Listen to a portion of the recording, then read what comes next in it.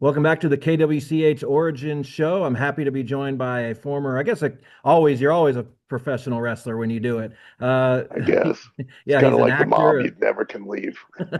an actor, a wrestling trainer, does a lot of things involved with Ohio Valley Wrestling. His name is Al Snow. Al, how's it going? It's going great, and thank you so very much for giving me the time today. Yeah, thank you. So you have a new movie out. I guess we'll start with that. It's called Learning You. You Yeah, play a stuffed bear from someone's subconscious. That's not a yes, challenge, right? That's totally you. not difficult, to be an imaginary stuffed bear with the voice kind of helped lend itself, I think, to being a bear. But it was really a lot of a lot of fun. Definitely a challenge to try to emote being in a bear suit and not making it look silly or cartoony, but trying to make it as real as you possibly can. So I certainly enjoyed it and had a great time, especially the lead actor John Wells. Every time he would just look at me, he would start laughing. So I tried everything I could to try to break him on set. Anytime we were doing a scene together, I would try to make him laugh. Yeah, you've been in several movies, and I was thinking, Al Snow, actor. I was trying to weigh that in my head, and then Yeah. like an epiphany, like, okay, Al Snow's probably a pretty good actor. He's been funny on screen in wrestling. He's been serious. He's been intense. He's been scary. You have some range, right? I hope so. It's very tough to evaluate your own performance, and you know, everybody seems to be happy with it. No one's thrown fruit or vegetables at me yet, while at the screen while I'm watching a movie with them. So I guess I'm able to pass by. Yeah, is that something you had your eye on during your professional wrestling career while you were more active in the ring? Did you always have an eye like I could go be an actor? Because like I said, it's not too big of a stretch. It's not. It's a pretty natural extension of what I'd already been doing. But when I first came in and did the very first time, I realized just how dramatically different it was from what I do when I come out and I'm in a wrestling ring. I'm not really an actor in professional wrestling. I'm what I do is an extension of who I really am. If you want to liken it to being an actor, I guess method acting might be close. Um, and I've got to do everything bigger, more reach an audience way up in the cheap seats. Where on film you've got to just go to just the camera and really use more just your eyes and your face to emote and not your whole physical body. So it's different. It's a different world, and it's taken a little bit of time to learn the ins and outs. And I'm by no means proficient at doing it, but I really do enjoy it for How sure. did you how did your time as Avatar help you get under that bear head? Well, there have been several times in my career where I've had to wear a mask, Yeah.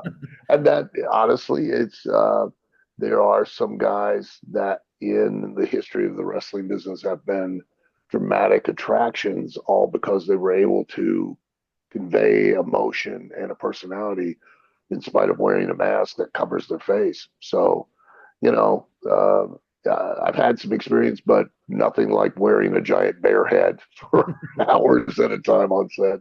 For sure. I turned on a random Raw the other day from like early '96, and there you were Yeah, as Leaf Cassidy. I feel like what yeah. I know about you now that maybe that was a little bit of outside of your natural personality. Is that true? And what characters that you've played in wrestling have been closest and farthest away from who you really are? Well, the probably closest would be I was simply sensational Al Snow in Smoky Mountain Wrestling with Jim Cornette, and that was kind of a I was kind of a smarmy, condescending, smart alecky heel bad guy. Would start a fight, and then I'd let my Glenn Jacobs, who's the mayor of Knoxville now, I'd let him come in and put a stop to the fight, type of thing. That was close, because I can be a bit of a smart aleck, um, and then doing the gimmick with the head again allowed for me to make smart alecky, funny comments, sarcastic insider remarks and things like that within conveying that and that frustration that I had at the time. which wasn't, it was my own fault, um, but it allowed a voice and it was believable, and that's why it worked. So Yeah, I kind of halfway made light of the Avatar character, but that's yeah, what got your foot in the door, I basically, did. with WWF. Did you look at it like that at the time, or did you see, or did you say, how do I make this work for 6 months or a year? What's going Uh, to be next? yeah, I just saw it as an opportunity, and if I, it's one of those crazy things. Like if I knew now, if I knew then what I know now, I could have made it work a lot better. But I just didn't understand how to change that direction and operate within that the confines of the whole idea that I was going to come out without a mask on, put the mask on in the match, and then take it back off again. I didn't quite understand how to communicate that, and I Yeah. do now, but at the time it didn't really work. That So makes sense.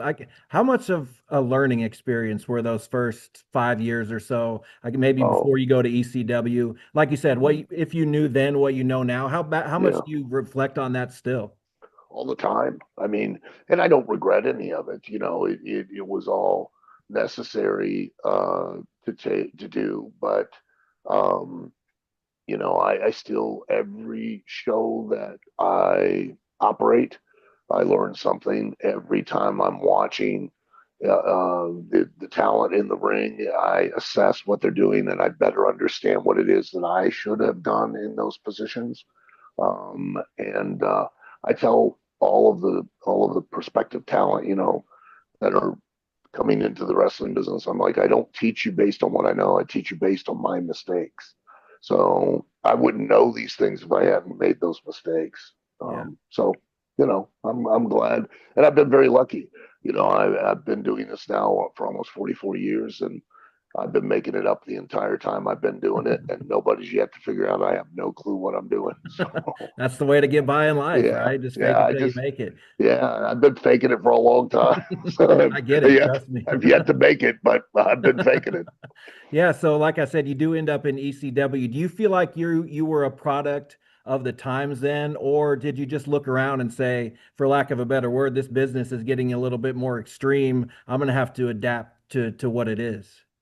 Not really, because when I entered into the wrestling business back in 1982, there were regional offices. There was one in Minneapolis, there was one in Charlotte, North Carolina, there was one in Memphis, Tennessee, there was one, used to be anyways before it went out of business in the early 70s up in Detroit. And each one of those regions had their own style and approach of what drew an audience in that particular area. And so traveling around, you learn to adapt, and you learn to sell an audience what they bought a ticket to see, which is, and believe in, which is number one, first and foremost, always you. People want to believe in you, and then they want to believe in why you're doing it, and that it's an actual contest. Professional wrestling is the art form of physical storytelling within the context of a competitive situation. So, audiences have known since, gosh, the late 30s, early 40s in the United States that wrestling is predetermined, but they've still attended by the thousands for years, for decades, events, because they're able to, no different than a movie or reading a book, they're able to get engaged in who the characters are and in the challenges they have to face. And when a particular character wins, they feel like they've won too, or or the villain is vanquished, then they feel like there's a villain in their life that they've been able to defeat. We see kind of the likeness sort of the mannequin head there behind you with the Yeah, help me. So what yeah. did you understand about a presentation with a mannequin head and building its popularity that maybe you had lacked understanding with the weird mask thing and Avatar? Well, it was at the time I was very frustrated, which you know you I did learn a very valuable life lesson, and that is that I can't control anyone but myself.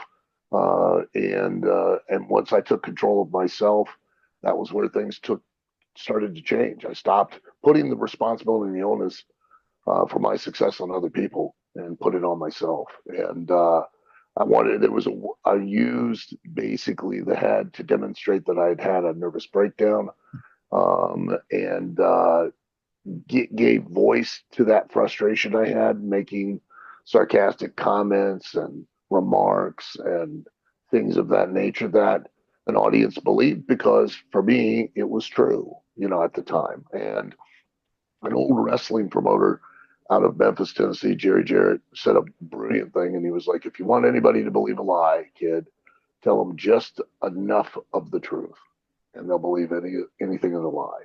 And that's what I did. That part of me was a little bit of the truth. And people back then, not proud of it, but I am kind of proud of it, that if you asked 9 out of 10 people, they'd have swore I was completely medically diagnosed insane. So, they believed. And I did some ridiculous stuff on television that anybody else would never have been able to get away with. And when I would do it, everyone was entertained by it because they just were like, yep, he's nuts.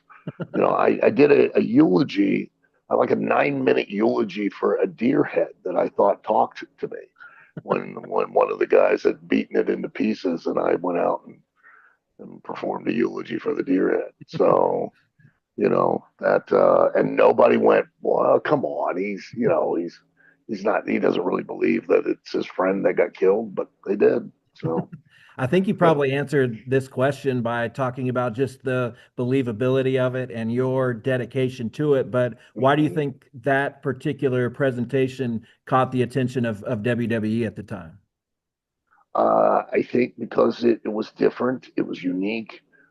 It really engaged the audience, and all of that was because they could believe in it, and that's, I give that advice to everyone. I've done speaking engagements, not just for wrestling, but for other things, and my advice is, if you can get people to believe in you, they'll believe in anything you say and they'll believe in anything you do. And I'm a great example of that. People actually believed, and to this day, that I could knock another human being unconscious with a plastic head. And I can't even knock a toddler out. I mean, I've tried, and that just Of results in course. really an uncomfortable conversation with the parents. They're like, "We're going to call the cops." I'm like, "Well, call them on your son." So call him on Billy. He's up running around crying. Big Show fell down and stayed down. So It's bizarre. Uh, yeah. so when do you feel like you gained the most knowledge? Maybe not a year or a month or a day, but what kind of period of your career did you emerge from saying, well, I really kind of know the ins and outs of this business now? Well, I don't think I've ever kind of gotten there yet, Okay. to be honest. But I think when this was in the early 2000s, when WWE asked me to come basically here to Louisville, Kentucky, to take over the developmental program for them. They were in a partnership with OVW, and they wanted me to operate the developmental program. And when I started explaining and telling and teaching the younger talent, I started going, oh, that's where I made the mistake. Oh, that, and I really had a lot of revelations of just exactly where I had opportunities that I didn't think I had, that I didn't see for what they really were, until I started telling others, hey, here's this opportunity, and you need to understand this. And then I went, yeah, that's where I messed up. Yeah, that's my fault. Yeah. So teaching other people has given me a lot of enlightenment in regards to understanding better the subject matter that I am teaching. So, you know, I learn more by teaching others than I ever have by just through my own experience. Yeah, as a head trainer at OVW, you obviously, I mean, I won't say obviously. What part of you wants is really after these performers getting to the next level, and what part of you, hey, I just want to make these better performers, better wrestlers, maybe better people. I'd say all of it. I come from an era where it was a very much a closed, wrestling was a very closed secular business, very difficult to get in. Tell people all the time on interviews that it was easier to be a made man in the mafia than it was to get in the wrestling business. It was definitely like the Masons or In the other group, you needed to know somebody, somebody needed to know you, you needed to be a relative, because whoever brought you in were held responsible for anything and everything you did. And they did not want to take a chance on you ruining their ability to make a living. And so it was tough to get convince somebody to allow you, for them to take over, because now you carried their reputation around.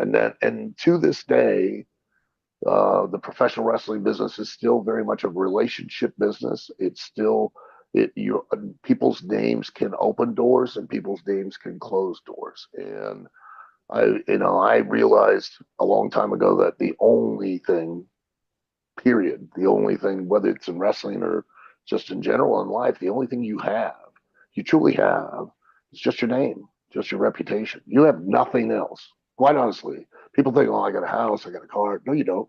You have a name, Yeah. you have a reputation. And that's the one thing you get to take with you. And that's the one thing you leave behind is your name and your reputation.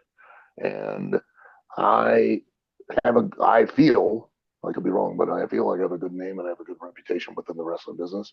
Spent 40 plus years building it. I ain't got 40 years left to build another one. So I endeavor to ensure that every single one of these talent are as good as they possibly can and have the best opportunity to have success for themselves, because that's a reflection on me.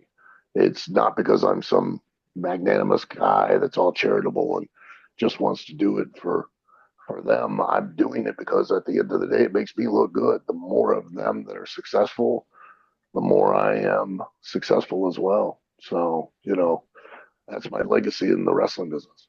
For sure. I think a lot of people who watched, or most people probably who watched The Wrestlers on Netflix a few years ago, probably really Yeah. enjoyed it. I know I did. I would Thank think I you. probably binged it. Thank you. So how much of we have Unreal coming? It's been out. It's season two is coming Mhm. out with WWE. How much do those shows parallel each other? And what? How did you try to set OVW apart when presenting that organization on screen?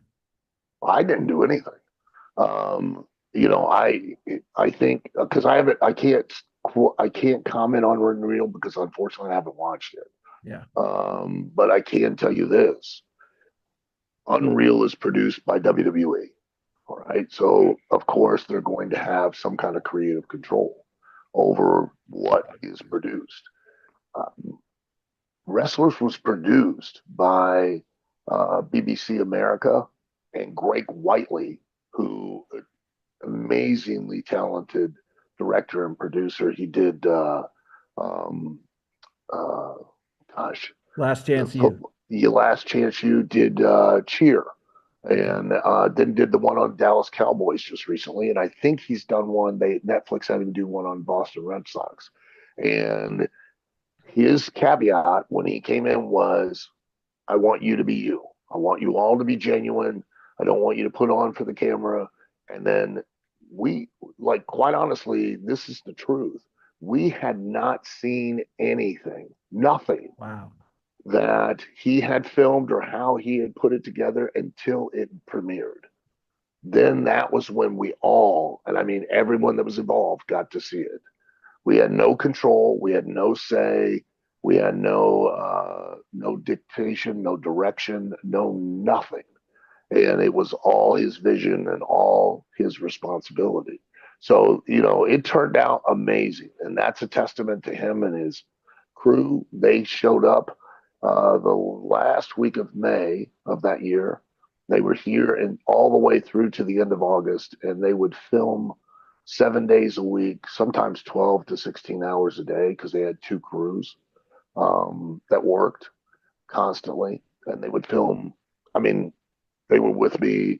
Our neighbors were like, "What is going on at his house?" Because they would show up with trucks, and there'd be lights outside my house, and people with cameras poking through the windows and to film us. And my wife was like getting fed up with that, but it you know they went for about 3.5 months, and of just filming everything, just constantly filming. You Yeah, I know, only saw positive feedback. Did you get any pushback on exposing the business or anything Mm-mm. like that? No, surprisingly, I thought, because I'm used to being a public figure, and I know that when you're in the center of attention, all of it's not going to be positive, and all of it's not going to be in the front of you. A lot of it's going to be from behind. Um, and I was fully expecting that the nature of social media, it was going to get fried, and no, nobody really. One guy I read a comment on Twitter was like, "Oh, I think that's all put on. They've scripted that for cameras." Like, and I wanted to. I don't respond to those things, but I wanted to go. I wish. I mean, I got one of my talent who's in a car driving 75 miles an hour down the highway, uh, texting on her phone while she's lighting a joint to smoke it while driving. So yeah, I'm not real happy about the fact that that's what's representing what talent is there at OVW, but you can't control it. So Where do you think OVW stands now? Now, obviously, an independent organization. You kind of do the day-to-day stuff there. yeah, What's the status? Where's that business now, do you think? uh, we're in a good solid place. Of course, we're still struggling. It's always a fight. We're not comfortable. We're not settled because unfortunately for us, we don't yet have a network partner like a lot of other companies do, where they become more a content provider. So we've got to hustle. We're still the real wrestling business. The wrestling business, there's only two business models. One is that you make your income for the business through ticket revenue and merchandise sales, and then monetize your television show through selling your ad inventory, or you get a partner that then pays you for the production of the content. That essentially that content is a commercial for your product, which are the wrestlers that you then try to motivate an audience to want to pay, tickets through ticket revenue to make increased income. And we're on the verge. We're close to getting a partner, television partner, and that's a testament to everyone that's a part of it. Everyone works so hard. We're kind of unique in a lot of ways, in the sense of, one, we do actual weekly live television outside of WWE and AEW. We're, I think, the only company in the world that does that. And then aside from them, and then like this year is a big year for us because June 11th will be our 1400th Wow. consecutive episode of television. We're the second longest running consecutive show in the history of the medium. We're 500 episodes in front of SNL. The only thing that comes close to us are news programs in the number of episodes, weekly episodic television. We have a secondary show called Overdrive. August 19th, we'll have our 200th episode of that. And then in December, we do like a pay per view, like called Saturday Night Special. We'll have our 175th one of those in December. So, it's a big year for us. I think we're going to make some big changes finally and make an impact. And outside of that, in the last few years, we've been able to garner the certification from the State Office of Proprietary Education that our academy, our training, wrestling training school, is the only certified as a trade school for professional wrestling, sports entertainment, and broadcasting in the world. Wow. No one else has that certification as an actual educational institution. So, I'm really proud of that, and you know, looking to continue to build that as well. Yeah, congratulations on all that. That's Thank you. amazing. I think you had 5 matches last year. Any matches planned this year? Do you think you'll have any? Is this where you announced the John Cena retirement tour? Well, I don't think anybody will show up for it, but um, there's a couple of them. They still want to trot me out. I, you know, I personally I think I don't want to do it because I think I look too old when I'm in the ring. Because I got gray hair and I got, Most I got, people in wrestling have gray hair now, so I think you're okay. uh, I got a lot of it. So, and a large part of that is because I decided to become a wrestling promoter. So I didn't have near this amount of gray hair until I bought OVW, and it was like, oh man, I have really pulled a prank on myself. Uh, At least you got the hair so though. yeah, it's still there. Um, so maybe this, we'll see, we'll see. I'm trying to scale back on the matches, not because I can't do it, and not because I don't enjoy it. And I tell the young guys all the time, I'm like, hey, whatever you want to do, I'll go out there. It's not like you're going to come up with a new way to do it to me. So feel free. And I'm in physical condition enough to be able to do it and not be an embarrassment. But I just some point you walk out there and you know that there are people. You're like the guy at the club, and you feel awkward because you're like, yeah, I'm the oldest guy here. I Never look a want to be little that creep. guy. I look a little creepy. I probably shouldn't be here right now. So I Absolutely. kind of feel that way sometimes when I'm in the locker room and I look around and everybody's like in their 20s and it's like, oh look, Grandpa's about to go to the ring. Good. That's hilarious. Well, Al, I appreciate it. Congratulations on the Oh, new thank you. film. It's Yeah, called Learning You. It's out everywhere as we speak today. January yeah. 16th is in theaters. So yeah, we'll look for you more on the big screen, on the small screen, Thank you. and anywhere else you might appear. And I want to let everyone know that the producers of Learning You have are contributing 100% of the proceeds that they get from the film to families that deal with autism. So I mean it's a great movie and it's a great cause and you just have to go out and have a good time and it's a really emotional story, but the bear kind of puts some little humor in it there, so you know it'll Awesome. break it up a little. Awesome. Well, Al, I appreciate it again. Thanks so much.